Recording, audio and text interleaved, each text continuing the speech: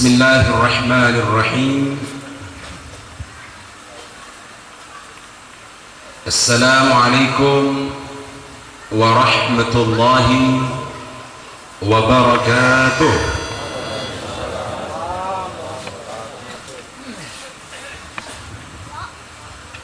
Alhamdulillahilladzi 'allama Adama al-asma' وجعله أبا البشر والخلفاء لا إله إلا الله وحده لا شريك له خالق الأرض والسماء ثم الصلاة والسلام على خير الرسل والأنبياء سيدي سادات الحكماء منبع علوم العلماء أبي الزهراء المصطفى محمد وعلى أهل بيته الطيبين الطاهرين وأصحابه الأخيارين أما بعد. Para habaib yang dimuliakan oleh Allah, dan secara khusus kepada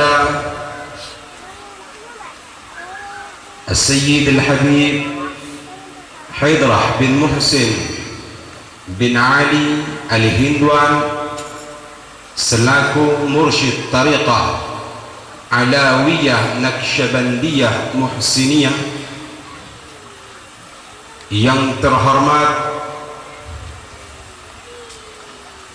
Ayahanda Guru Muhammad Kashful Anwar dan Ayahanda Guru Syahrawi beserta segenap tokoh-tokoh masyarakat yang hadir, serta segenap undangan kaum muslimin dan kaum muslimat, yang semoga Allah subhanahu wa ta'ala senantiasa memuliakan kita dengan ampunan-ampunannya, membimbing hati ini dengan segenap kasih sayangnya, dan melimpahkan kepada kita apa yang menjadi keperluan dalam hidup ini, dalam pemberian yang tak terbatas hingga nanti kita kembali kepadanya tergolong sebagai orang-orang yang memudahkan dan diselamatkan. Hadirin hadirat kaum muslimin, kaum muslimat yang dimuliakan oleh Allah, kita sekarang berada di satu tempat berkumpul bersama dengan niatan yang sama, yakni bagaimana kita bisa sampai kepada haribaan baginda Rasul Muhammad sallallahu alaihi wasallam, yang apabila kita sampai kepada beliau maka berarti kita akan sampai kepada Allah. Namun tak akan pernah sampai umat kepada Rasulullah kecuali mereka itu memahami siapa dari sekian banyak rahasia-rahasia Allah yang disebut para aulia, karena sesungguhnya para wali merupakan anak tangga yang akan menghantarkan kita ke hadrat nubuwah Muhammad sallallahu alaihi wasallam. Tanpa mengingat wali-walinya Allah yang berittiba kepada sunnah Rasulullah, maka sesungguhnya tidaklah sampai umat kepada Ar-Rasul, melainkan harus dengan satu, dua, dan sebagian daripada wali-walinya Allah sebagai wasilah, baik wasilah hati ataupun wasilah pikiran, sehingga nanti perjalanan pikiran dan hati ini akan sampai kepada Ar-Rasul sallallahu alaihi wasallam.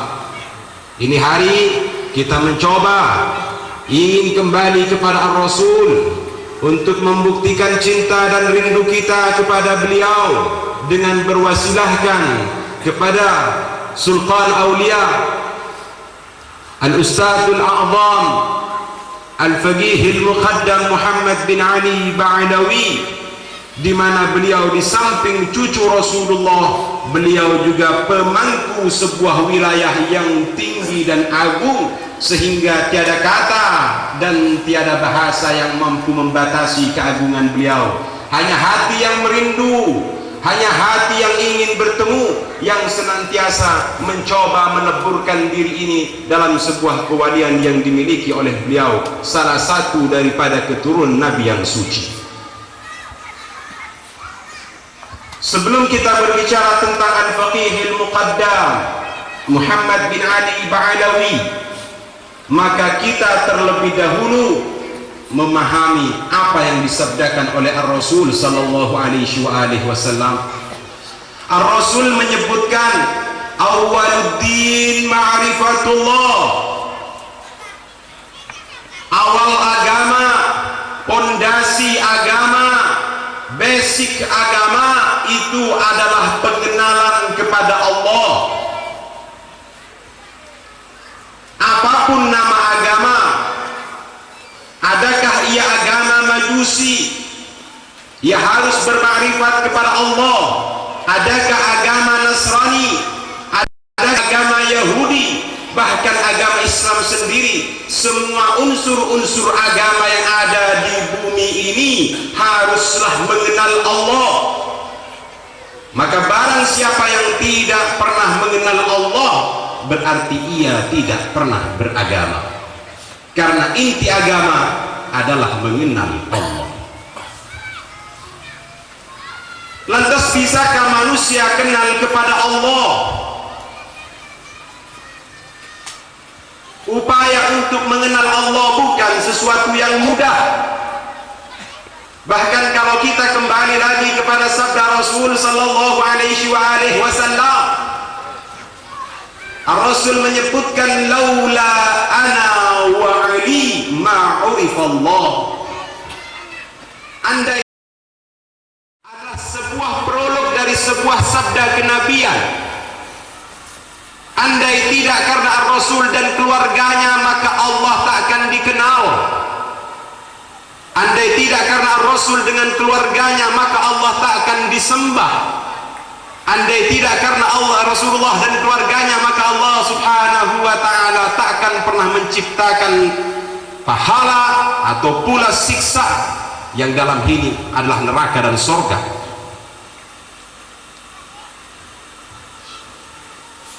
Kemudian Rasul sallallahu alaihi wasallam melanjutkan, wala hijab wala sitir baina Allah wa baina Ali. Tidak ada satu pendinding hijab, tidak ada satu pun tabir yang menghalangi di antara Allah dan Ali. Wa aliyun hijabun wa sitrun baina Allah wa bainal khalaiq. Sementara Ali bin Abi Thalib alaihi wassalam, sabda Rasulullah, justru beliaulah dinding dan tabir yang membatasi antara Tuhan dan seluruh manusia atau makhluknya. Seseorang tak akan pernah sampai kepada Allah kecuali ia memahami bagaimana cara untuk mengenal Allah sebaik-baiknya pengenalan. Orang Yahudi menggunakan caranya sendiri,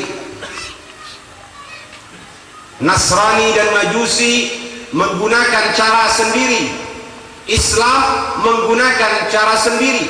Namun sayang, di dalam tubuh Islam ternyata tidak hanya satu cara untuk kembali kepada Allah, banyak cara yang bisa dilakukan. Ar-Rasul A'zam Muhammad sallallahu alaihi wasallam menyebutkan at-turuq ila Allah bi'adadi anfasil khalaiq. Jalan-jalan untuk menuju kepada Allah sebanyak hembusan nafas para makhluk. Namun sebanyak apapun, tata cara kembali kepada Allah, bermakrifat kepada Allah. Kalau ia mengaku umat Rasulullah, tetap wajib ia menjadikan Ar-Rasul sebagai panutan, menjadikan Ar-Rasul sebagai guru tunggal, menjadikan Ar-Rasul sebagai kiblat hati dan akal. Maka barang siapa dari umat Muhammad yang ingin kembali kepada Allah dan ingin menuju di dalam ma'rifatnya kepada Allah tanpa melalui baginda Rasulullah, maka ma'rifat kepada Allahnya menjadi batal dan hasrat kembali kepada Allahnya menjadi gagal. Kenapa? Mereka berpaling dalam kiblat hati dan akal. Bukan Ar-Rasul yang ditiru, bukan Ar-Rasul yang dicintai, bukan Ar-Rasul yang dijadikan imam secara zahir dan batinnya. Mengapa kaum muslimin masih membuang Rasulullah? Adakah yang terbaik dari Rasulullah sallallahu alaihi wasallam yang mengajarkan bagaimana mengenal Allah dan kembali kepada Allah? Andai ada pribadi lebih utama dan lebih agung dari baginda Rasulullah, gerangan siapakah orangnya? Kaum muslimin jangan mau hatinya dipalingkan untuk meninggalkan Rasulullah. Kaum muslimin hatinya jangan mau dicuci dan dibersihkan hingga cinta rindu kepada Rasulullah menjadi sirna. Hati kita wajib kembali kepada Rasulullah, akal kita wajib kembali kepada Rasulullah, ucapan dan perbuatan kita wajib kembali kepada Rasulullah. Ini yang dikatakan bila umat telah kembali secara zahir dan batin kepada Rasulullah, maka berarti ialah hakikat dari baginda Rasul yang tersebar setelah beliau. Umat Muhammad adalah Muhammad itu sendiri tatkala ia berbaur dan melebur pada diri Muhammad. Bila umat sudah menjelmakan dirinya sebagai Rasulullah, maka akan diantarkan oleh Ar-Rasul kepada Allah Subhanahu wa ta'ala. Umat mencari Muhammad menjadi Muhammad, umat bersama Muhammad mencari Allah, lebur di dalam Tuhan.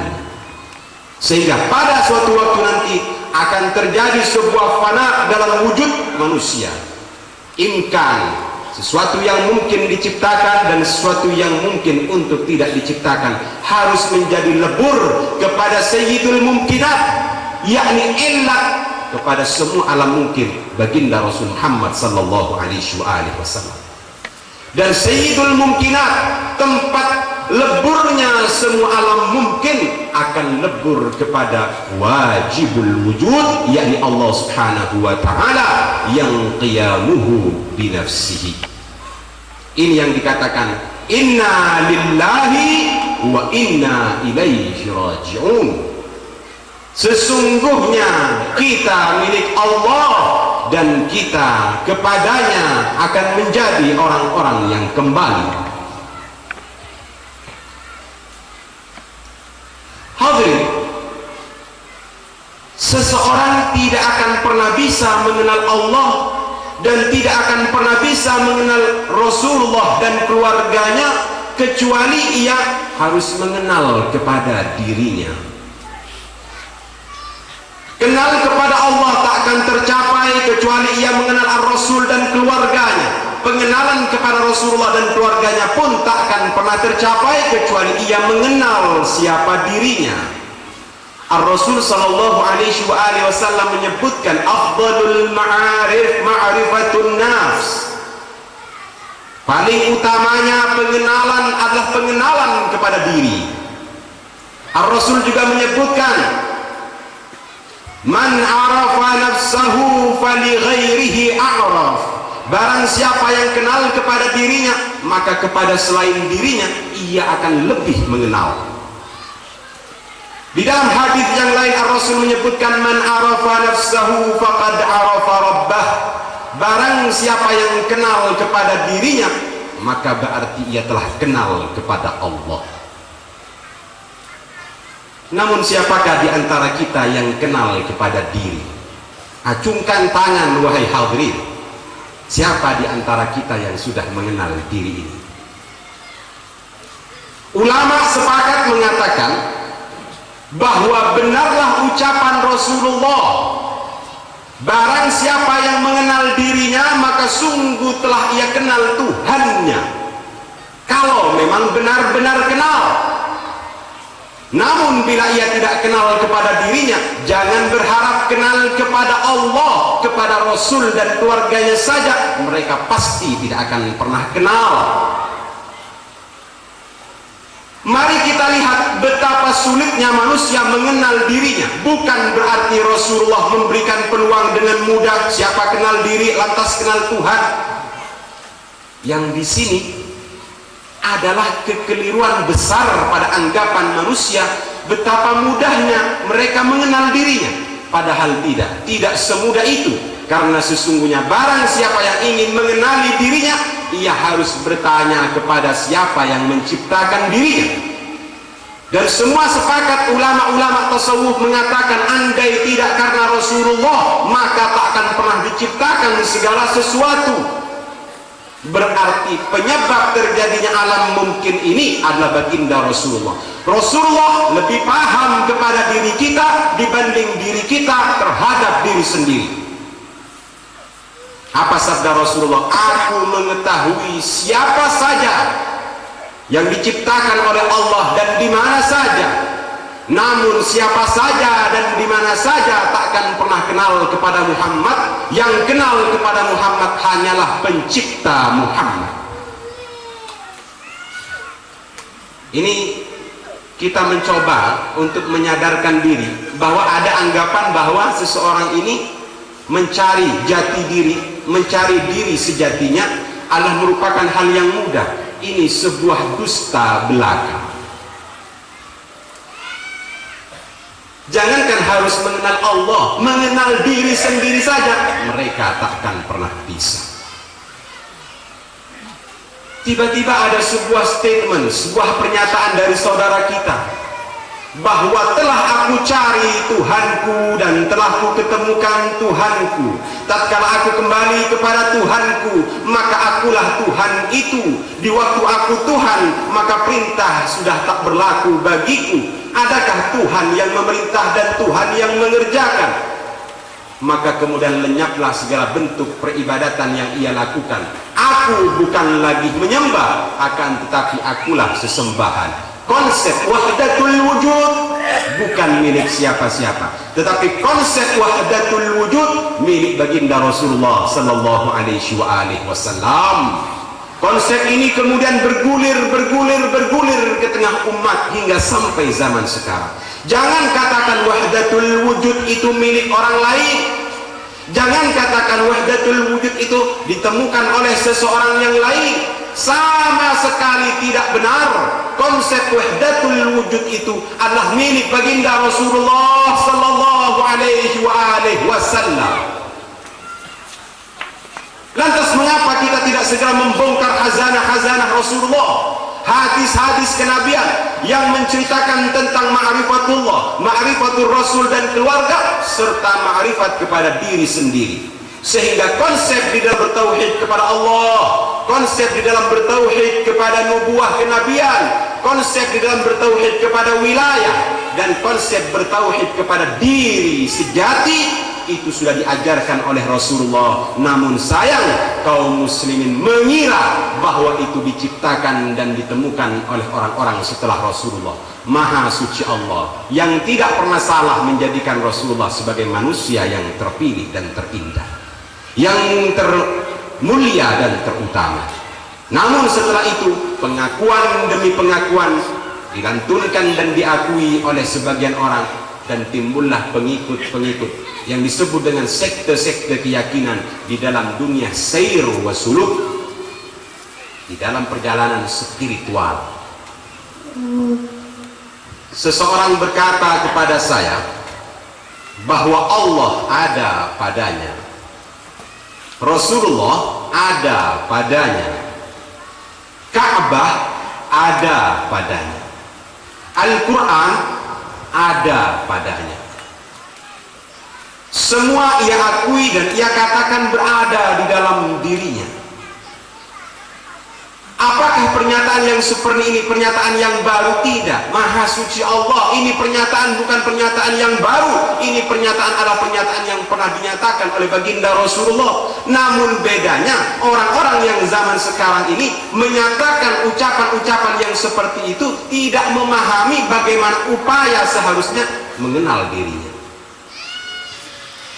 Mengenal diri Anda lakukan 1, 2, 3, 4 hari, kemudian Anda kenal kepada diri Anda. Kaum muslimin, jangan bergurau dengan diri. Kaum muslimin, diri ini rahasia Tuhan terbesar yang tidak bisa dikonsepkan, dibicarakan dan dibahasakan dalam masa 4 hari. Sahabat-sahabat Rasulullah sallallahu alaihi wasallam, di saat ia mendengar Rasulullah menyebutkan man arafa nafsahu faqad arafa rabbah, maka berbondong-bondong mereka datang kepada Rasulullah. Ya Rasulullah, kenalkan kami kepada diri ini. Mereka bertanya kepada Rasulullah, bukan bertanya kepada dirinya. Lantas mengapa kaum muslimin yang sekarang ingin mengenal dirinya bertanya kepada dirinya? Ulama-ulama berkata bahwa diri yang masih awam, diri yang masih bodoh, diri yang masih terbatas, ibaratkan anak kecil, ia harus belajar dari abahnya. Sehingga di dalam dunia spiritual dan tasawuf dikatakan bahwa ayah, sebenar-benarnya ayah adalah guru. Kalau ayah sendiri itu hanyalah guru untuk jasmani, namun guru bagi seseorang adalah ayah di dalam ruhaniyahnya. Sehingga antara ayah dengan guru lebih afdal guru. Kecuali ayah sekaligus guru, maka dialah orang tua yang terbaik.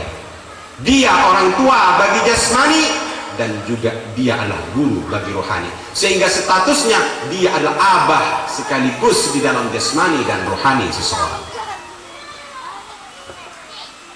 Maka belajarlah kepada Rasulullah sallallahu alaihi wasallam sebagaimana anak-anak yang kecil duduk mereka bersimpu di dekat Rasulullah, maka kemudian mereka belajar. Mari kita lihat gambarannya. Seorang anak kecil berjalan dengan abahnya, tiba-tiba ada seekor ular. Anak yang kecil dan bodoh melihat ular itu, maka dia mendekat. Dia ingin mengambil ular itu, dia ingin menjamahnya. Dia tidak tahu bahwa ini ular berbahaya, dia tidak tahu bahwa ular ini adalah musuh baginya. Anak kecil itu berhasrat untuk mengambilnya, namun abahnya mengajarkan, melompatlah, larilah. Maka kemudian larilah ia dengan orang tuanya. Pertama kali anak itu lari di waktu ia menyaksikan abahnya lari. Maka bila abahnya lari, anak ini sudah mendapatkan tarbiyah pendidikan. Begitulah cara lari dari satu bahaya. Maka ini yang dikatakan tarbiyah, pendidikan pertama untuk lari dari maksiat, untuk lari dari barang-barang munkarat, untuk lari dari apa saja yang membahayakan dirinya. Dia harus melihat baginda Rasulullah sallallahu alaihi wasallam. Bagaimana Rasulullah, sosok orang tua yang lari dari segala sesuatunya menuju kepada Allah. Maka sang anak yang demikian banyak belajar kepada Rasulullah sallallahu alaihi wasallam. Lari dari urusan dunia, kembali pada pencipta dunia. Lari daripada kesemuan, kembali kepada yang hakiki.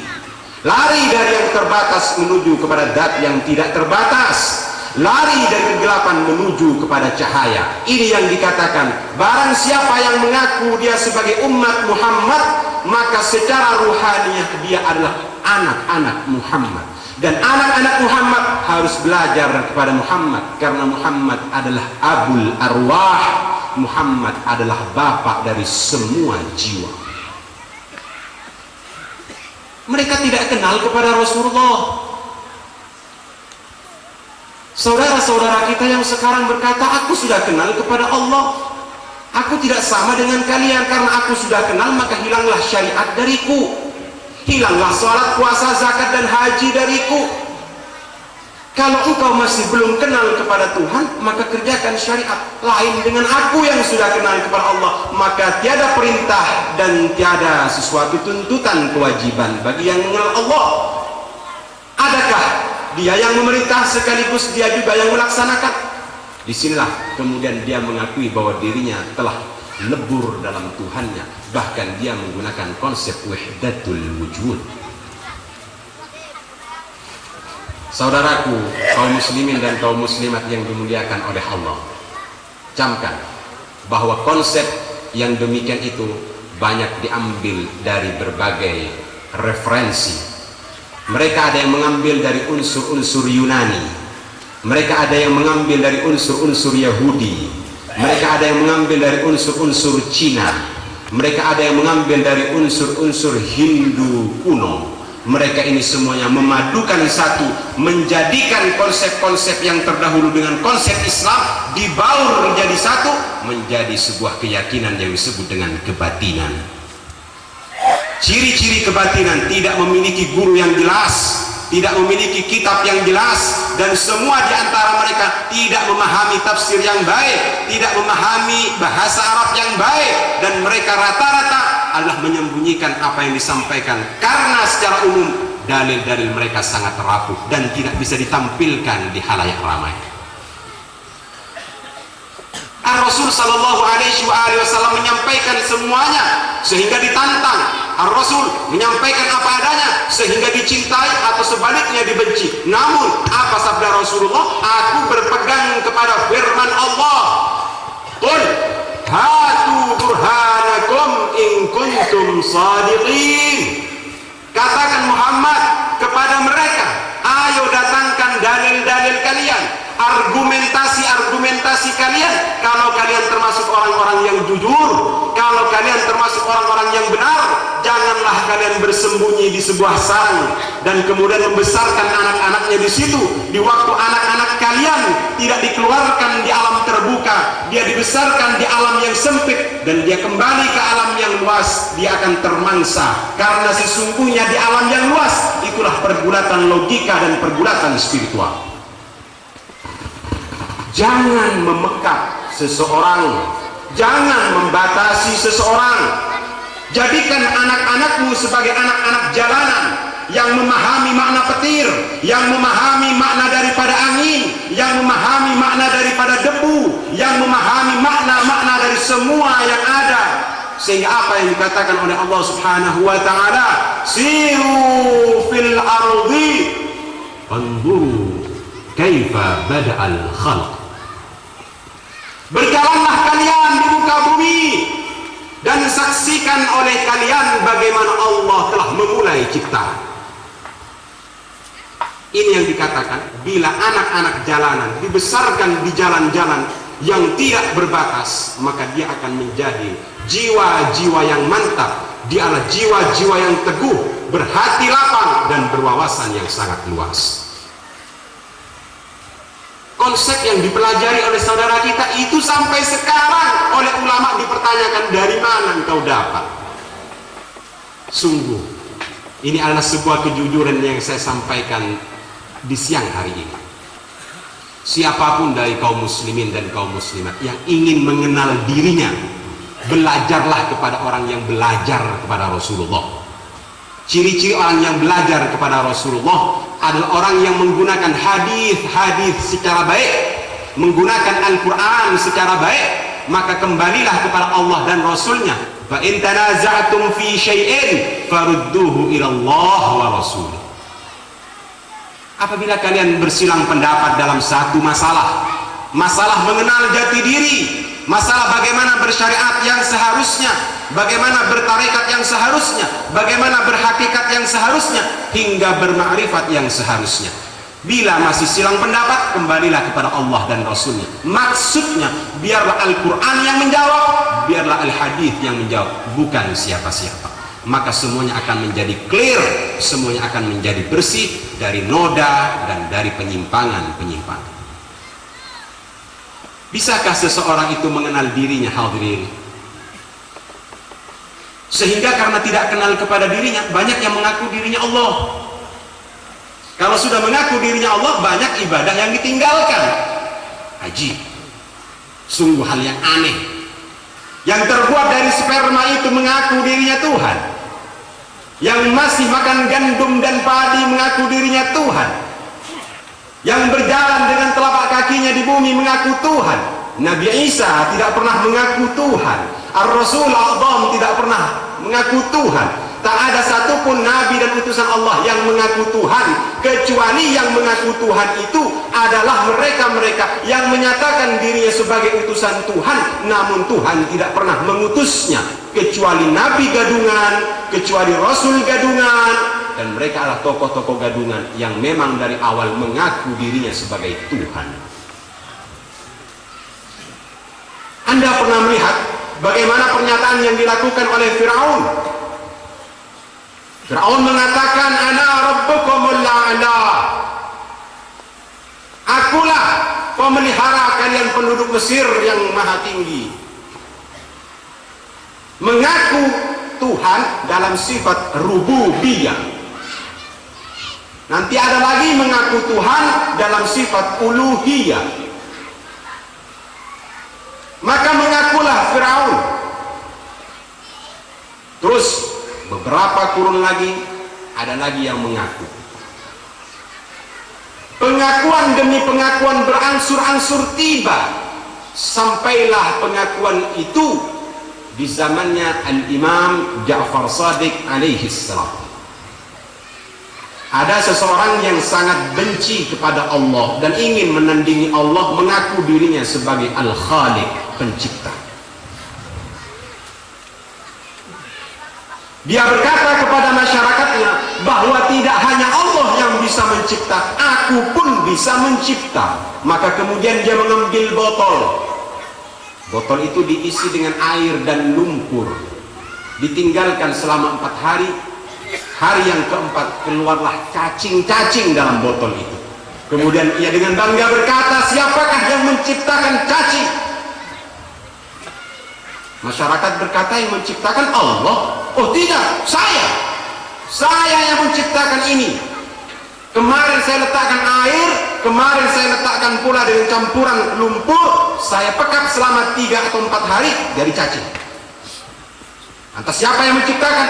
Masyarakat bilang Allah. Susah mau meyakinkan masyarakat bahwa dia sebagai pencipta cacing aja susah. Akhirnya sampailah berita ini kepada Al-Imam Ja'far Shadiq. Kata imam, kalau ia betul-betul mampu menciptakan, maka tanyakan saja kepada orang itu 2 perkara. 1, tanyakan berapa jumlah cacing yang ia ciptakan dalam botol itu. Dan yang kedua, katakan kepadanya, bila engkau memang pencipta cacing, tentu cacing itu mengikuti perintahmu. Maka perintahkanlah cacing itu berjalan ke berbagai arah. Maka utusan imam mendatangi orang yang mengaku sebagai pencipta. Di waktu itulah utusan imam berkata, benarkah engkau mengaku dirimu sebagai pencipta cacing? Benar. Berapakah jumlah cacing yang engkau ciptakan? Disitulah kemudian si pengaku ini menggaruk-garuk kepalanya walau tak gatal, menarik-narik gamisnya walau pada asalnya gamis itu sudah benar terkenakan. Salah tingkah sang pengaku yang menciptakan cacing ini karena ia tidak bisa menghitung. Kemudian dia berkata, tetapi itu masalah yang tidak perlu kalian bicarakan. Kalian lihat bagaimana aku menciptakannya. Benar, kalau engkau menciptakannya pasti engkau tahu berapa jumlah yang engkau ciptakan. Salah tingkah, kemudian orang itu diam. Kemudian yang kedua kata utusan imam, kalau engkau memang pencipta cacing, perintahkan sekarang juga untuk berjalan ke seluruh penjuru. Dia berkata, itu di luar kuasaku. Nah, di saat di luar kuasamu, ternyata engkau masih dikuasai. Dan setiap yang dikuasai, dia bukan Tuhan, tetapi dia adalah yang dituntut untuk melakukan kewajiban, yakni tunduk kepada Allah dengan berbagai macam aturan yang telah digariskan. Anda mengaku Tuhan membuang sholat, Anda mengaku Tuhan, mengaku kenal kepada Allah, membuang ibadah. Na'udzubillah, siapa pendidik Anda? Siapa mursyid Anda? Siapa muallim Anda? Siapa guru Anda? tidak ada pembela kebenaran yang bersembunyi di lubang batu, akan tetapi pembela kebenaran adalah mereka yang berdiri di halayak ramai dan menyampaikan apa yang terbaik kepada umatnya sebagai bentuk pertanggungjawaban di hadapan Allah. Kalau hanya mengaku dirinya sebagai Tuhan, mengaku dirinya kenal, kemudian membuang syariat, Anda mengaku di tempat yang sunyi, Anda membuang itu di tempat yang sunyi, argumentasi Anda tidak ada, maka jelas ini yang dikatakan pendekar kandang yang jarang menang untuk bertanding di alam terbuka. Apakah Anda akan mengajak saya berbicara tentang tauhid? Tauhid dalam kajian teologi, dalam ilmu kalam, tauhid di dalam artian falsafah, atau tauhid dalam artian tasawuf dan irfan. Saya siap untuk memberikan penjelasan tentang tarekat Alawiyah yang sebenar-benarnya, bahwa tarekat Alawiyah mengajarkan intinya pulang kepada Allah, namun sebelum kembali kepada Allah, kenali dirimu. Sesungguhnya barang siapa yang mengenali diri dengan cara-cara yang diajarkan oleh Rasulullah, dengan cara-cara yang diwariskan kepada anak cucu Rasulullah, itu jauh lebih afdal daripada Anda mengambil konsep dari orang yang Anda tidak paham siapa dia dan dari mana ia memperolehnya. Saudara-saudaraku kaum muslimin, kaum muslimat, jangan membutakan diri, jangan menulikan diri. Janganlah kita ini memberikan beban kepada diri yang diri tidak akan pernah sanggup untuk itu. Lantas mengapa mereka menawarkan untuk membuang syariat? Memang kebanyakan kaum muslimin malas beribadah. Karena malas beribadah, maka dikumpulkanlah si malas-malas ini, diajak oleh seseorang, ayo bergabunglah denganku, belajarlah kepadaku ma'rifatullah. Barang siapa yang kenal diri, kenal kepada Allah, hilanglah syariat. Sekian waktunya, singkat aja, selesai, sudahlah. Mereka pun membuang ajaran Rasulullah Sallallahu Alaihi Wasallam. Dia tidak pernah tahu bagaimana abah dan ibunya yang menangis dalam kuburnya. Dia tidak pernah tahu bagaimana para guru-gurunya menangis dalam kuburnya. Dia membuang salat, Rasulullah yang mengambilnya. Dia membuang zakat, Rasulullah yang mengajarkannya. Dia yang membuang semua bentuk peribadatan, sementara Rasulullah di dalam sejarah dikatakan, bila engkau ingin melihat bagaimana Rasulullah di dalam beribadahnya, sesungguhnya Muhammad tak tertandingi. Dalam ibadah sujudnya, Muhammad Allah yang bersujud dalam sebaik-baiknya sujud. Bila Muhammad bersimpu, maka Muhammad sebaik-baiknya orang yang bersimpu di hadapan Tuhannya. Bila Muhammad berpuasa, maka sebaik-baiknya puasa adalah puasa Muhammad. Bila Muhammad melakukan pembacaan Al-Quran, penghayatan diri dan sebagainya, Muhammadlah yang terbaik dalam semuanya itu. Lantas mengapa kalian buang Rasulullah Sallallahu Alaihi Wasallam sehingga kalian ambil dari beberapa orang yang tidak jelas juntrungnya mereka dari mana? Terus terang aja ada singkat-singkatan atau secara transparan. Mungkin hadirin-hadirat pernah kenal yang disebut dengan Syekh Siti Jenar. Syekh Siti Jenar yang dibangga-banggakan. Siapakah dia? Benarkah dia ada ataukah dia tidak pernah ada? Benarkah dia itu tokoh ulama ataukah dia yang ingin merusak Islam dari dalam? Benarkah dia umat Muhammad ataukah umat dari kaum-kaum yang lain? Syekh Siti Jenar adalah merupakan sesuatu yang disuarakan dengan berbagai macam bentuk pemikiran. Syekh Siti Jenar bukan guru dalam tasawuf dan spiritual, tetapi Syekh Siti Jenar adalah gambaran dari orang yang berfalsafat. Falsafat sebelum Islam itu diambil dari Yunani.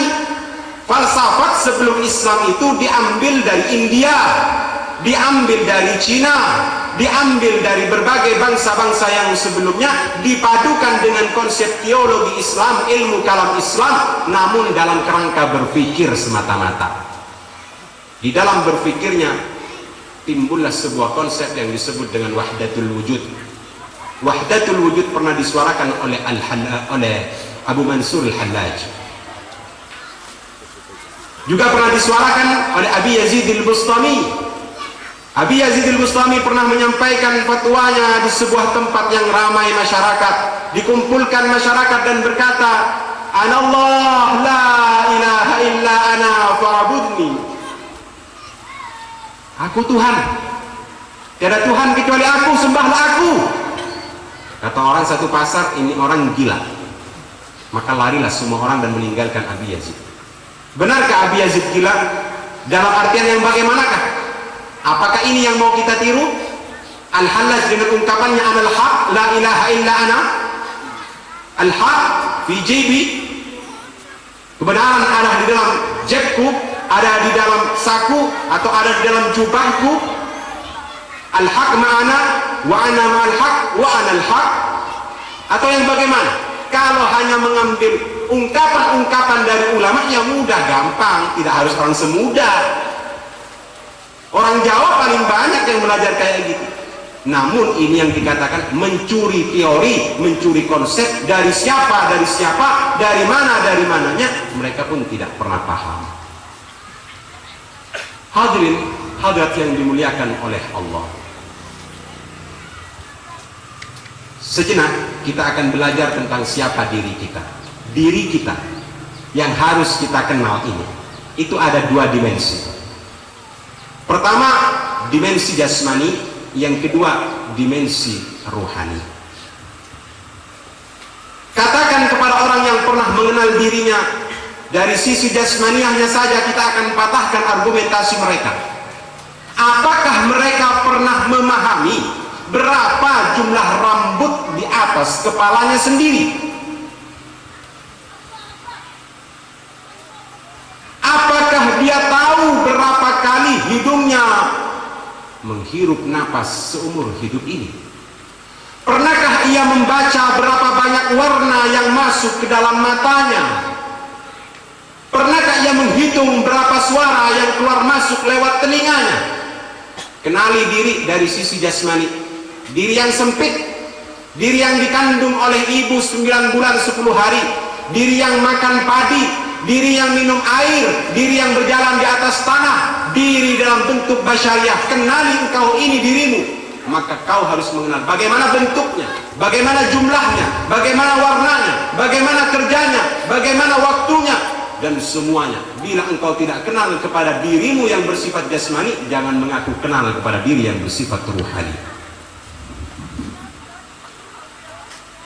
Orang yang mengaku kenal kepada dirinya, dia tidak pernah tahu berapa siklus darah yang pernah atau yang berjalan pada dirinya dalam 1 jamnya. Dia tidak pernah tahu bagaimana kerjanya ginjal dan lambung. Ia tidak pernah tahu bagaimana kerja daripada jantungnya. Tanyakan kepada mereka. Kemudian dia akan berkata, oh itu tidak terlalu penting, bukan itu sejatinya diri. Ya, kita akan coba lagi kejar dia. Dari mana engkau mengenal diri? Aku mengenal diri dengan 4 bagian yang ada pada diri. Akan kembali kepada diri sejati, diri hakiki, dan membuang diri fantasi. Sementara dia tidak pernah belajar tentang siapa diri berdasarkan sabda Rasulullah sallallahu alaihi wasallam. Hadirin kaum muslimin dan kaum muslimat, diri manusia ini ada 4. Diri manusia ini ada 4. Orang-orang semuda mengatakan saudara 4, ya, atau kembar 4. Apa yang 4 itu? Terserah orang Banjar, terserah orang semuda mau bilang apa. Saya mau ikuti Rasulullah sallallahu alaihi wasallam. Jadi yang nanti istilah-istilahnya tidak sama dengan ini dan menimbulkan artian yang lain, harap dibuang dari siapapun Anda dapat kecuali dari Rasulullah sallallahu alaihi wasallam. Yang pertama, yang merupakan bagian dari dirimu adalah binatang yang disebut dengan al-hayawaniyah. Binatang ini dibagi jadi 2, yang satu bahimiyah dan yang satu sabu'iyah. Binatang ternak dan binatang buas itu ada pada dirimu, pada sifat kebinatanganmu. Itu saudaramu. Saudaramu yang makan beras, saudaramu yang minum air, saudaramu yang tidur, saudaramu yang melakukan hubungan seksual, saudaramu yang emosi, saudaramu yang mencintai, saudaramu yang membela diri, saudaramu yang menggigit, saudaramu yang menjambak, saudaramu yang menendang, saudaramu yang merampas, saudaramu yang menampar, saudaramu yang mengerang, dan sebagainya. Itu baru satu saudara. Ini kalau dibahas satu saudara diri bisa 1 minggu. Kenapa 4 hari selesai?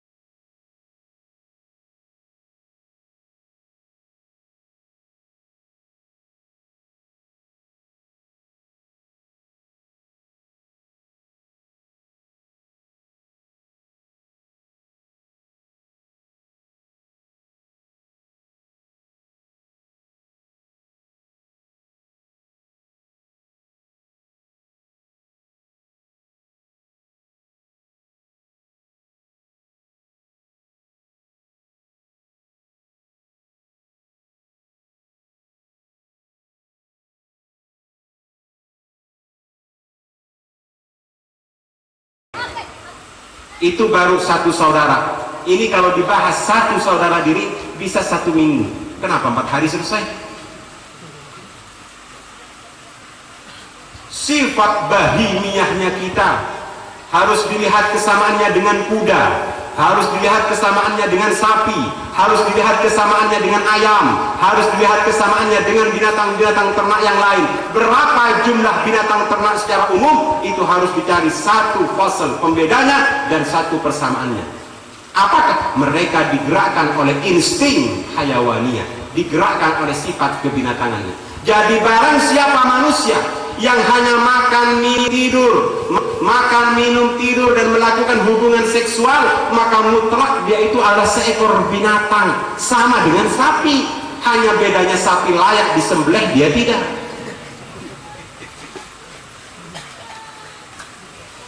Kemudian sifat daripada binatang buasnya marah-marah, dia akan menjambak, menggigit, menendang, memukul dan sebagainya.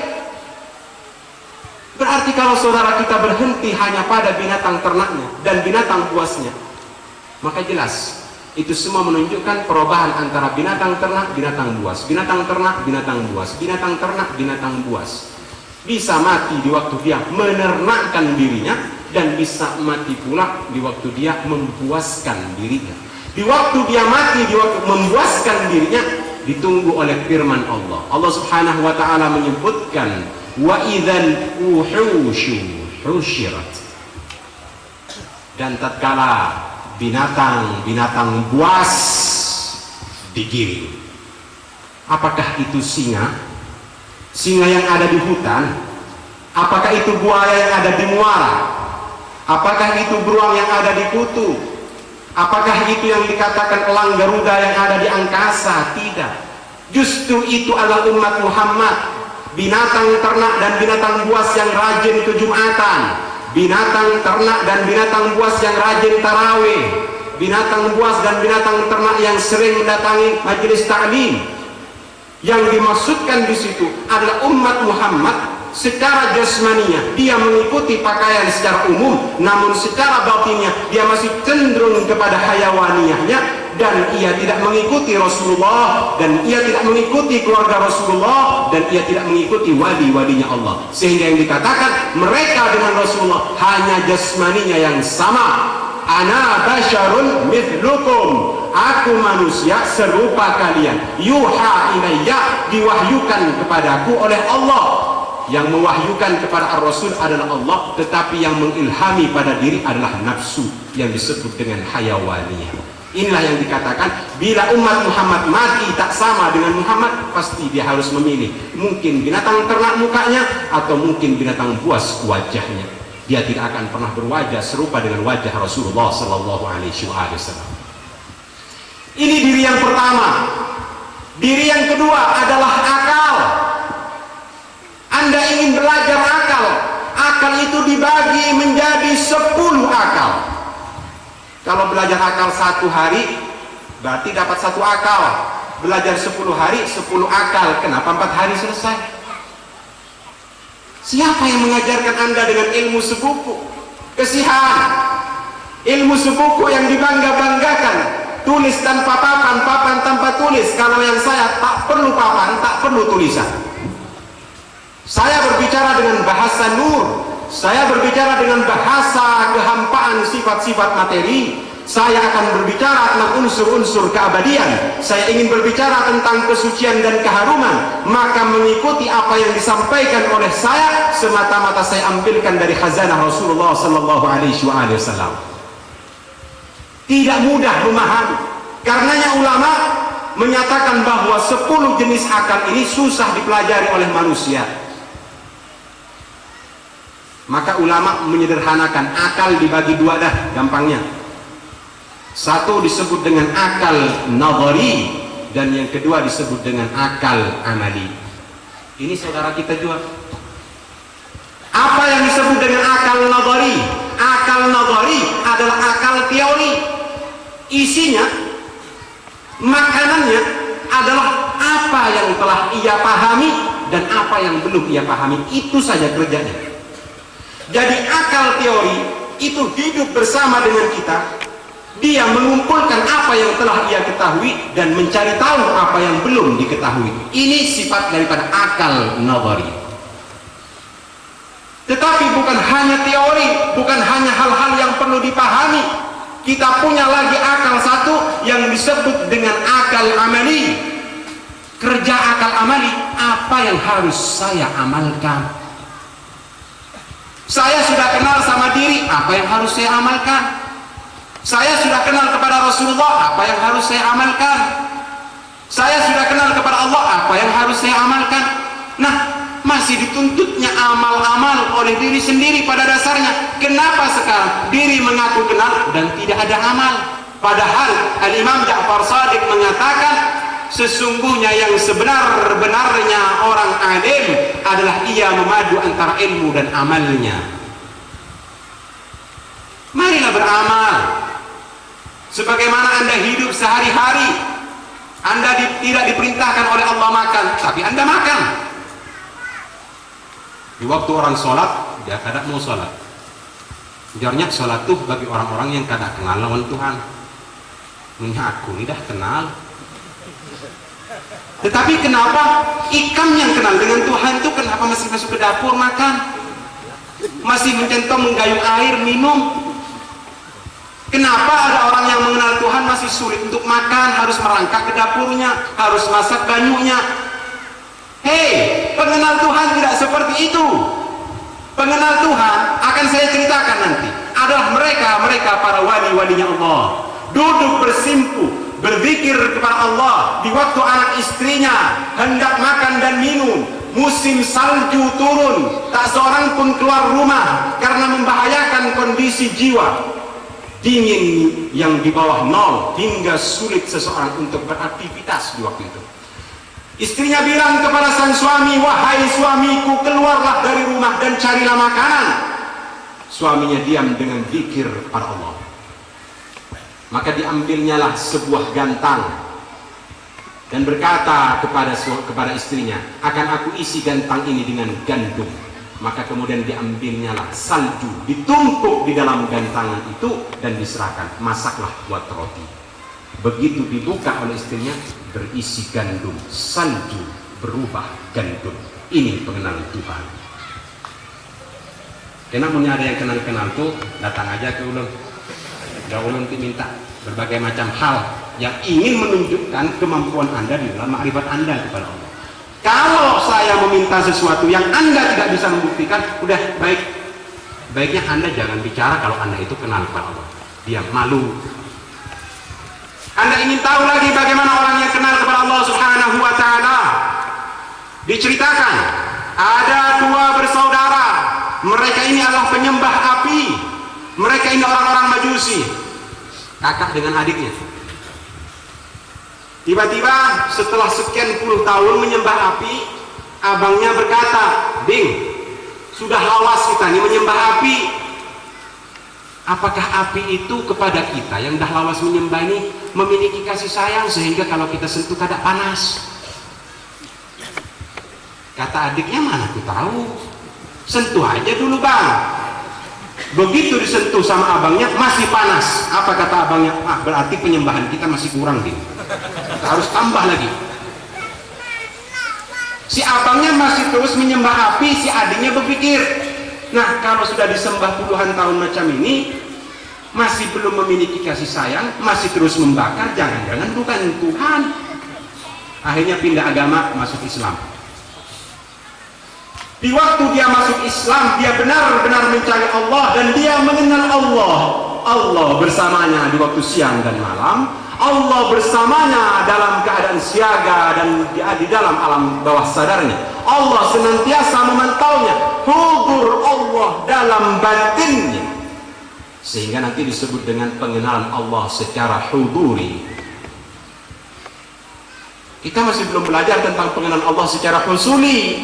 Kita hanya paham tentang pengenalan Allah secara fitri, mengingat sabda Rasulullah, kullu mauludin yuladu 'alal fitrah. Setiap yang dilahirkan pasti membawa unsur kesucian. Yang suci itu sifat Tuhan, yang suci itu af'al Tuhan, yang suci itu asma Tuhan, yang suci itu adalah zat Tuhan. Berarti engkau membawa sifat-sifat Tuhan ke bumi ini. Itu benar. Itu dikatakan fitrah. Karenanya kalian kenal kepada Allah tanpa dibimbing siapa-siapa. Kenal dalam artian merindukan Allah, tapi Allah yang mana? Mencari Allah, tapi harus kemana? Tuntutan itu memang ada. Karena ulama berkata, setelah fitrah tiba kepadamu, jangan dirusak sama abah dan ibunya, tetapi dibimbinglah dengan ilmu husuli. Dia harus belajar teologi, dia harus belajar falsafat, dia harus belajar yang disebut dengan irfan dan tasawuf. Dari husuli, maka hudurlah yang dikatakan Tuhan dalam hati. Prosesnya tiga: pahami fitrah, pahami husuli, dan pahami yang dikatakan hudur.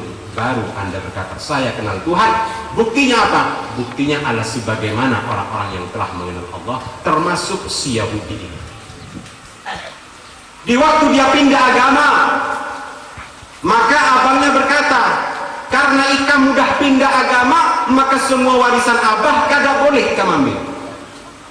Kembalikan semuanya. Maka dikembalikan sama adik, ambil dah nih. Adiknya bilang, aku dengan diri ini aja dah, dengan pakaian yang aku pakai, aku bawa istriku, aku sudah pindah Tuhan, aku tidak mau nyembah api yang tidak punya kasih sayang dan masih terus membakar bahkan kepada si penyembah. Pindah agama, terus berjalan, tidak ada bekal yang ia bawa. Maka datanglah ia kepada seseorang dari kaum muslimin dan berkata, aku orang Yahudi yang baru masuk Islam, aku diusir abangku karena pindah akidah. Oh baiklah, singgah aja di sini. Kada usah ngontrak, diam aja dari situ. Tinggallah dari situ. Rumah sudah ada, yang mau dimakan tidak ada. Ini orang akidahnya belum mapan, dia hanya tahu kepada Allah, dia hanya tahu beberapa saja dengan peribadatan, namun jiwanya sudah memenuhi dalam relungnya itu kehuduran Tuhan. Di waktu istrinya sudah menaruh baju-baju, meletakkan tas-tas yang ada, kemudian istrinya bilang, bang cepat bang, abang harus cari kerja biar kita itu bisa makan dan minum. Baiklah, berangkat suaminya. Si Yahudi ini berangkat terus sampai ada sebuah masjid. Di masjid dia beribadah kepada Allah. Wahai Tuhanku, engkaulah sesembahanku, yang karena kepada engkaulah ya Allah aku pindah menjadi yakin. semua hartaku diambil oleh abangku. Maka sekarang wahai Tuhan, istriku meminta agar aku ini mencari makanan dan minuman. Dari mana harus aku lakukan kalau tidak aku minta kepadamu? Karena yang aku kenal hanya Engkau, wahai Tuhan. Tuhan diam aja, Tuhan tidak menjawab. Tapi langsung fitrahnya main. Huduriyahnya itu muncul. Apa kata hatinya yang bersih? Ambil pasir, bungkus dengan karung, bawa pulang, masak. Udah diambil, dipikul. Akalnya tahu ini pasir, tapi hatinya terus yakin itu adalah gandum. Begitu sampai di hadapan suami, di hadapan istrinya, dia bilang, "Deh, masak dah nih, gandum sudah aku bawa." Tapi kata akal, ya kalau gandum. Hatinya bilang pasti gandum, Allah yang ngasih. Dibuka sama istrinya, gandum, masak. Beberapa hari libur, tidak bekerja, tidak begawi. Habis gandum itu, istrinya bilang lagi, "Bang, berangkat lagi cari." Lari. Akhirnya seperti kebiasaan semula, diambil lagi pasir, masukkan lagi. "Tuhan, aku mau bilang ini gandum kepada istriku." Pulang ke rumahnya, "Nih gandum, masak." Dibuka gandum. Akhirnya istrinya tanya, "Bang, abang ini begawinya di mana, Bang?" "Aku ini begawi di sebuah kerajaan." Kerajaan, rajanya kaya, rajanya kuat, rajanya ini tidak ada tandingan. Kenapa, Bang, kalau abang begawi kerajaan yang begitu hebat rajanya itu, kok bayarnya gandum terus? Minta uang dong, Bang. Kita beli baju, kita beli lemari, bahkan kalau bisa kita buat rumah, Bang. Di sini kemudian si suami merasa teruji. Sambil jalan dia dalam keadaan bingung berkata kepada Tuhan, "Wahai Tuhan, tuntutannya lebih jauh, bukan cuma gandum, Tuhan, minta uang." Berangkat lagi ke masjid, sholat lagi di situ, minta, "Ya Allah, minta uang, ya Allah, minta uang." Tidak ada jawaban dari Tuhan. Hatinya bilang, "Ambil pasir jadi gandum." Akalnya bilang, "Gandum terus sudah sering, minta uang. Daripada kada ada uang, bagus gandum aja kau ambil." Ya adalah, dimasukkan pasir itu gandum dah. Pulang. Begitu pulang sampai di rumahnya, istrinya bilang, "Gandum lagi ya, Bang?" "Kok tahu?" "Iya. Kalau uangnya udah datang berduluan, abang berdudi datangnya. Abang berdudi datang membawa gandum." "Ada apa dengan uangku?" kata suaminya. "Begini, Bang, tadi itu ada utusan raja datang ke sini menggunakan pakaian yang indah, dan ia membawa sebuah talam baki dari emas, isinya penuh dengan uang emas, ditutup dengan sutra. Jarnya ini gaji suamimu yang begawi kepada Tuhan, kepada apa? Kepada raja yang tidak ada tandingan, raja yang sangat kuasa, raja yang sangat kaya. Ini gaji." Jadi suaminya di sini mendengar berita dari istrinya bingung. Ah, yang betul, benar. Begitu dilihat dan dibuka, isinya emas, kepingan emas atau uang dinar. Kemudian dengan agak cepat dia melempar gandumnya tadi. "Dah, jauh-jauh dulu dah, aku mau hitung uang." Terbebani dia dengan gandum karena datang lagi pemberian Tuhan yang jauh lebih besar. Ini diberikan kepada orang yang memiliki ma'rifat. Kenal Tuhan, kenal rahasianya. Kenal Tuhan bisa minta kapan saja. Kenal Tuhan doanya mustajab. Kenal Tuhan tak akan terasing hidupnya. Kenal Tuhan tak akan dibenci oleh umatnya kecuali musuh-musuh Allah yang membencinya. Ini yang dikatakan, barang siapa yang kenal kepada Allah tidak ada kesulitan dalam hidupnya. Nah, kalau saudara-saudara saya yang ada di sini ada yang kenal kepada Allah, tolong deh bantu saya. Sebagaimana Anda kenal kepada pejabat di waktu ada urusan-urusan tertentu, mengingat Anda kenal kepada bulan, maka Anda bisa menyelesaikan masalah-masalah Anda melalui orang yang kenal kepada pejabat. Di waktu Anda mengaku kenal kepada Allah, tolong saya, hamba Allah yang ingin mendapatkan berbagai macam tuntutan. Kalau Anda orang yang kenal kepada Allah, berarti Anda bisa mengusahakan apa yang menjadi tuntutan saya. Maklum saya tidak kenal kepada Allah. Jangankan kepada Allah, kepada diri saya tidak kenal. Jangankan kepada Rasulullah, kepada diri sendiri yang memiliki jasmani dan rohani ini. Kepada jasmaninya sudah tidak kenal, apalagi harus kepada rohaninya diri, apalagi kepada abahnya semua ruh, yakni Rasulullah, dan apalagi kepada pencipta ruh, yakni Allah. Sangat mudah sekali berhujjah. Karena itu hendaklah kita memahami Rasulullah itu paham luar biasa kepada Allah, kenal luar biasa, dekat. Buktinya apa? Mukjizat. Makanya kalau orang sudah kenal kepada Allah, kalau mendapatkan mukjizat dikatakan nabi. Kalau ia mendapatkan kekeramatan, dia dikatakan wali. Bukti daripada apa? Daripada ma'rifatnya, daripada pengenalannya. Barang siapa kenal kepada Allah, Allah kenal kepada dia. Barang siapa yang kenal kepada Allah, dia sayang kepada Allah, Allah akan sayang kepada dia. Barang siapa yang kenal kepada Allah, dia ridha kepada Allah, dan Allah ridha kepadanya. Saling kenal mengenal akan memberikan kemudahan dan istijabah. Ngaku kenal kepada Allah, membuang sholat, tepuk dada, bibirnya kesana kemari berbicara dirinya kenal kepada Allah. Orang ngaji dibilang, wah yang ngaji bukan bibir, hati. Orang sholat, yang sholat bukan tangan, hati. Semuanya dipulangkan sama hati. Ada apa dengan hatimu? Engkau pun tidak tahu. Jangankan kepada hati sir, jangankan kepada hati nur, jangankan kepada hati zat, kepada hati dalam bentuk hay'ah atau dalam bentuk syakl zahirnya saja Anda tidak pernah tahu. Semuanya dimasukkan ke hati. Sholat ada dalam hati, ini dalam hati, semuanya dalam hati. Kenapa di waktu mau merokok harus cari ke warung? Kenapa di waktu makan harus cari ke dapur? Kenapa dan kenapa? Kenapa dan kenapa? Anda masih mencari sebagian-sebagian yang lahiriah dan secara kewajiban Anda mengatakan dalam hati. Maka dapat disimpulkan Anda orang-orang yang malas beribadah namun mau menang sendiri.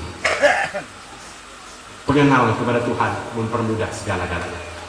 Al-Faqihil Muqaddam yang kita rayakan haul beliau yang ke-774 ini, 7 abad lebih, hampir 8 abad yang silam beliau. Al-Faqihil Muqaddam karena kenal kepada Allah, justru beliau itu tidak makan tidak minum. Itu hebat. Nah sekarang saya mau tanya secara jujur kepada kaum muslimin dan kepada kaum muslimat, adakah daripada saudara-saudara kita yang mengaku kenal kepada Allah namunnya kada makan? Kada minum? Ada? Di waktu tidak ada, mengapa Anda bilang kenal kepada Zat yang Maha Kaya sementara Anda menderita? Al-Faqihil Muqaddam mengatakan, aku kenal kepada Tuhanku dan aku menjadikan selain Tuhanku terpisah dari diriku karena aku terpenuhi oleh nilai ketuhanan dan hakikat Tuhanku, maka kemudian tidak perlu lagi bersentuhan dengan alam dunia. Kada makan, kada minum 100 hari lamanya. Kan hebat ya kalau orang kenal kepada Tuhan, menghilangkan rasa lapar dan menghilangkan rasa haus. Manusia adalah makhluk pencari rasa, mencari kelezatan, mencari kenikmatan, mencari ketentraman, mencari kebahagiaan, mencari kesucian, mencari keabadian. Ini yang dikatakan manusia ciptaan Tuhan pencari rasa. Nah disitulah kadang-kadang teman kita berdalil, ibadah itu kan dalam rasa, bukan dalam bahasa. Ibadah dalam rasa, bukan dalam gerakan. Padahal makan itu menggerakkan dagu untuk makan, baru terasa nikmatnya. Di waktu Anda akan melihat, Anda harus menggerakkan kelopak mata, baru mata itu dapat melihat. Ada sebuah proses awal untuk menemukan rasa. Dan sebaik-baiknya proses untuk menemukan rasa adalah salat. Barang siapa yang salat, dia akan mendapatkan cinta kepada Allah. Barang siapa yang melakukan salat, dia akan merindui Rasulullah. Barang siapa yang melaksanakan salat, dia akan memiliki perubahan-perubahan akhlak yang baik. Yang salat mencari rasa, dan hakikat rasa dari salat adalah kenikmatan. Karena tidak puas dengan mata memandang, tidak puas dengan telinga yang mendengar, tidak puas dengan lisan yang makan dan minum, tidak puas dengan kemaluan yang melakukan atau mengumbar-umbar nafsu, hati kecil bertanya, di manakah kenikmatan yang abadi? Jawab hati, Tuhanmu. bukan yang diciptakan oleh Tuhan, akan tetapi justru Tuhanmu itulah keabadian. Maka dicari, dan sebaik-baik mencari Tuhan adalah yang telah digariskan oleh Rasulullah. Karena telah diajarkan oleh Allah syarat, maka demikianlah cara terbaik mencari Tuhan. Tuhan yang dicari mempermudah sang pencari dengan berbagai macam media, salah satu diantaranya sholat terbaik. Hadirin, Allah zat yang tunggal, Rasulullah Nabi yang tunggal, Imam Ali imam yang tunggal, Al-Quran Quran itu tunggal, diri itu tunggal. Maka Allah memilih sebaik-baiknya hari Jumat, sebaik-baiknya kitab Al-Quran, sebaik-baiknya Imam Amirul Mukminin Ali bin Abi Thalib, sebaik-baiknya Nabi dan Rasulullah, dan sebaik-baik sesembahan adalah Allah la syarikalah, yang tiada sekutu baginya. Dan Allah juga memilih dari berbagai macam ciptaannya yang lain. Allah subhanahu wa ta'ala memilih gahru, Allah subhanahu wa ta'ala memilih candu, memilih cendana. Allah subhanahu wa ta'ala memilih dari jenis-jenis kayu sehingga ada kayu yang termahal.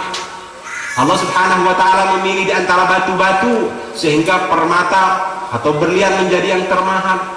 Allah memilih, dan kemudian Allah memilih dalam alam gerak.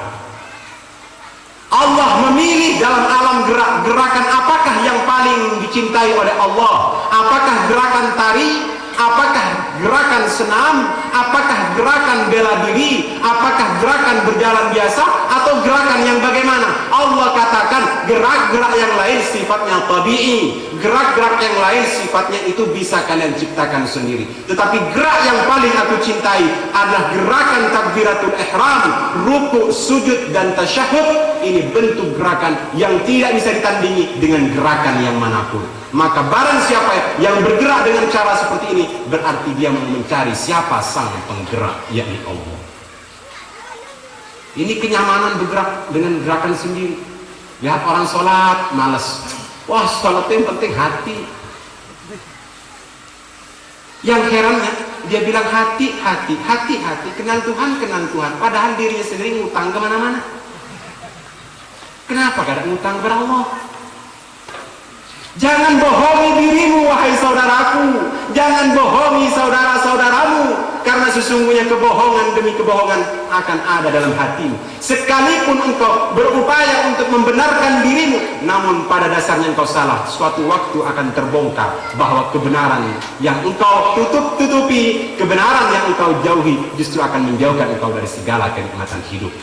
Al-Faqihil Muqaddam mengajarkan sebaik-baik untuk bertakarub kepada Allah adalah salat, sebagaimana Ar-Rasul melaksanakan salat. Al-Faqihil Muqaddam salat. Anda tahu Al-Faqihil Muqaddam siapa? Al-Faqihil Muqaddam pernah datang ke tempatnya Nabiullah Adam alaihissalam. Al-Faqihil Muqaddam sempat datang kepada makam nubuah kenabian di alam samawi. Bukan katanya, bukan dalam ingatannya, bukan mimpi, tetapi berangkat mi'raj diri beliau itu kepada Allah subhanahu wa ta'ala di dalam satu hari satu malamnya 70 kali sebagaimana datuknya Rasulullah. Ini orang yang kenal kepada Allah. Al-Faqihil Muqaddam tidak pernah takut dengan siapapun, tidak pernah merasakan memerlukan apapun di saat ia bersanding dan berdampingan dengan Allah. Maka Al-Faqihil Muqaddam mengerahkan, menghudurkan Tuhannya dengan akalnya, dengan gerakan, dengan lisan, dan dengan hatinya. Akumulasi perpaduan seperti ini, akumulasi daripada perpaduan seluruhnya ini, itu yang dikatakan secara totalitas menghambakan diri dalam kebesaran Allah dan menghinakan diri dalam ketinggian dan kehormatan Allah. Kemudian Allah subhanahu wa ta'ala memilih sebaik-baik suara. Apakah suara petir yang terbaik? Apakah suara air yang terbaik? Apakah suara angin yang terbaik? Tidak. Suara yang terbaik adalah suara lisan yang mengagungkan Allah. Makanya berzikir Allah, suara lisan. Karena yang merasa kenal kepada Allah bukan lisan, hati. Itu nanti suara hati. Kita kan dua dimensi, ada jasmani, ada rohani. ada gerakan jasmani, ada suara jasmani, nanti ada gerakan rohani, dan ada yang disebut dengan suara jasmani dan rohani. Tetapi Anda semuanya membuang yang rohani, yang jasmani, dibuang. Emangnya nanti kalau Anda mati itu yang dikubur itu jasad siapa? Yang dipikul itu oleh masyarakatnya diantar ke lubang itu jasad siapa? Jasad orang yang kenal kepada Allah kan? Lantas kenapa jasad orang yang kenal kepada Allah begitu kenyataannya? Itu bukti bahwa Allah menunjukkan kepada kita siapapun secara jasmani memang harus hina, tetapi sehina-hinanya jasmani ada aturan agar dihormati dia harus bersyahadat, agar disolati dia juga harus sholat, agar dihormati dia harus menghormat, sehingga jasad ini pun diantarkan oleh semua jasad-jasad masyarakatnya, dipikul oleh mereka, diletakkan dalam kuburnya. Maka diambillah suara lisan yang terbaik, zikrullah dan salawat. Kemudian diambil lagi waktu yang terbaik, maka diambillah waktu yang terbaik adalah waktu seorang hamba sujud kepada Allah. Di waktu ia menjatuhkan dirinya ke atas tanah, di waktu itulah dia mengagungkan Tuhan seagung-agungnya dan menghinakan diri dengan sehina-hina. Ini gambaran secara sederhana tentang mencari diri. Al-Faqihil Muqaddam, Anda mau ajak bicara apa saja, minta kepada Al-Faqihil Muqaddam, ajarkan kepada kami wahai Al-Faqihil Muqaddam bagaimana bertuhan secara teologi berdasarkan ilmu kalam, berdasarkan sifat 20. Jangankan sifat 20, sifat 50 bisa, sifat 150 bisa, sifat 1500 bisa, sifat 1.500.000 bisa, 1.500.000.000 bisa. Kenapa? Karena sifat Tuhan luas, diperkecil lagi dengan induk sifat, 7 sifat Tuhan yang ada pada dirimu. Nah, kemudian bilang lagi, inilah diri yang sebenar-benarnya diri adalah diri yang memiliki sifat Tuhan. Saya katakan, tetap mengenal Tuhan bukan berarti Tuhan. Anda salah, mengenal Tuhan bukan berarti Anda bebas untuk tidak menyembah Tuhan lagi, atau bebas untuk melakukan maksiat Tuhan, sehingga larangan-larangan Allah Anda lakukan dengan alasan Anda sudah kenal. Wah, kalau begitu tidak adil dong. Coba Anda yang kenal dengan Kapolres, dengan Dandim, buat salah dah di tengah-tengah masyarakatnya, lakukan pelanggaran-pelanggaran secara hukum. Apa kata mereka? Wah, ini orang yang kenal sama kita malah kayak gini. Hanya, ya dah, tangkep aja dah. Saya kan kenal Pak sama sampean Pak. Oh, kenal itu bukan berarti membuang peraturan. Justru di saat Anda kenal kepada saya, Anda harus mengajarkan kepada orang yang lain bagaimana peraturan yang saya tetapkan, sehingga persahabatan Anda dengan saya itu adalah mensyiarkan hukum-hukum saya, mengenalkan kepada masyarakat, bukan Anda yang jadi biangnya. Nah, ini yang dikatakan bermakrifat membuang syariat. Saudara-saudaraku, kematian nanti akan menjenguk dan menjemput.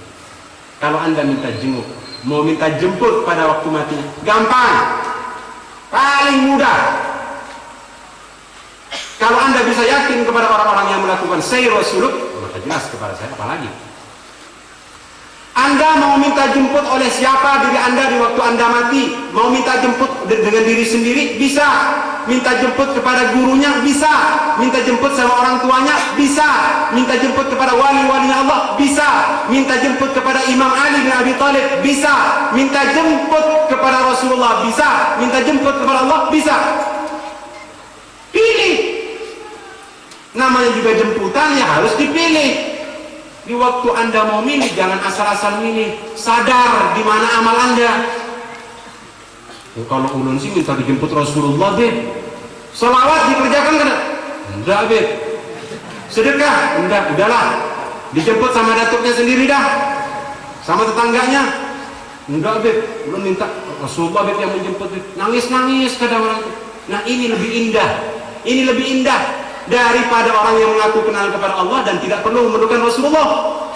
Ini lebih indah daripada orang yang mengenal kepada Allah dan menyatakan bahwa yang menjemput diri adalah diri. Bagaimana dengan diri? Dan bagaimana dengan diri Rasulullah? Apakah diri Rasulullah diri kita dan diri kita adalah diri Rasulullah? Tidak. Zat Allah, zat Muhammad dan zat kita itu memiliki kupasan yang panjang. Mau Anda kupas secara teologi, Mau Anda kupas secara falsafi, mau Anda kupas secara irfani, terserah. Yang jelas harus ada kitabnya, harus bisa bahasa Arab, harus bisa bahasa luar, sehingga nanti pemikiran yang sudah ada di alam dunia yang telah disiarkan dan disebarkan oleh ulama ini dapat kita padu-padukan. Mana yang terkuat di antara semuanya ini?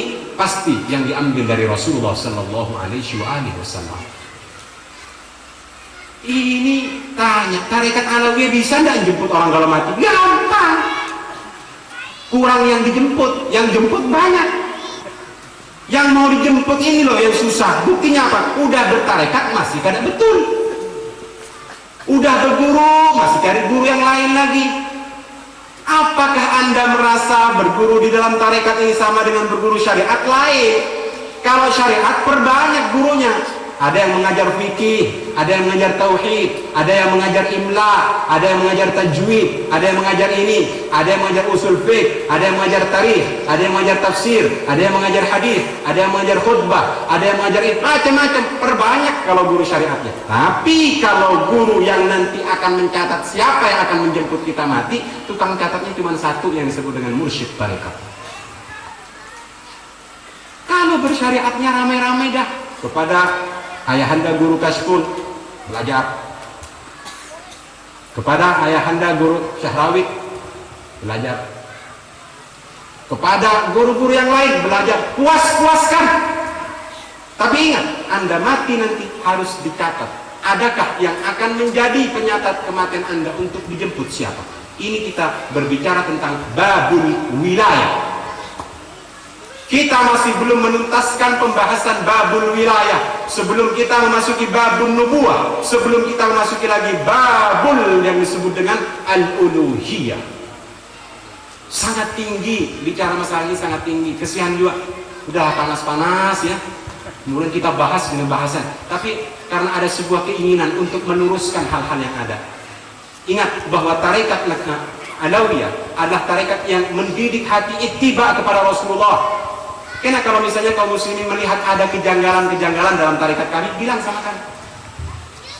Tapi kalau Anda yang janggal, kami akan bilang sama Anda. Siapa yang terkuat dalilnya, dialah pemenangnya. Kalau dalam akal yang sehat. Kalau dalam hati yang bersih, siapa yang akhlaknya paling baik? Apakah yang tidak bertarekat ataukah yang sudah bertarekat? Orang yang bertarekat hatinya tidak baik, maka jelas dia tidak berhasil dalam tarekatnya. Jauh lebih baik orang yang tidak bertarekat tetapi dia memiliki hasil yang baik. Namun kalau mau membandingkan tentang hasil, tetap di dalam catatan Irfan dikatakan seburuk-buruk orang yang berguru adalah orang yang terbaik daripada orang yang baik tapi tidak berguru. Kenapa? Karena dia mengandalkan dirinya, bukan mengandalkan wasilah. Suruh berwasilah lagi. Sebaik-baiknya wasilah itu cucu Rasulullah Sallallahu Alaihi Wasallam. Yang mengajarkan ulama Banjar itu habaib, yang mengajarkan ulama-ulama Jawa itu habaib. Semua yang mengajarkan umumnya habaib, bukan hanya di Indonesia, di Singapura, di Malaysia, di Filipina, di Thailand. Semuanya dakwah Islam itu yang menyampaikan bangsa habaib, yang mengajarkan ngaji bangsa habaib, yang mengajarkan tarekat bangsa habaib. Sehingga 90% tasawuf itu disampaikan oleh habaib. Ini udahlah gurunya bukan habib, kada jelas kitabnya, kada tahu bahasa Arab, kada tahu tafsir, kada tahu ini, kada tahu. Yang tahu cuman ma'rifatullah. Mudah saja ma'rifatullah. Ma'rifatullah bil lisan, dengan bahasa lisan.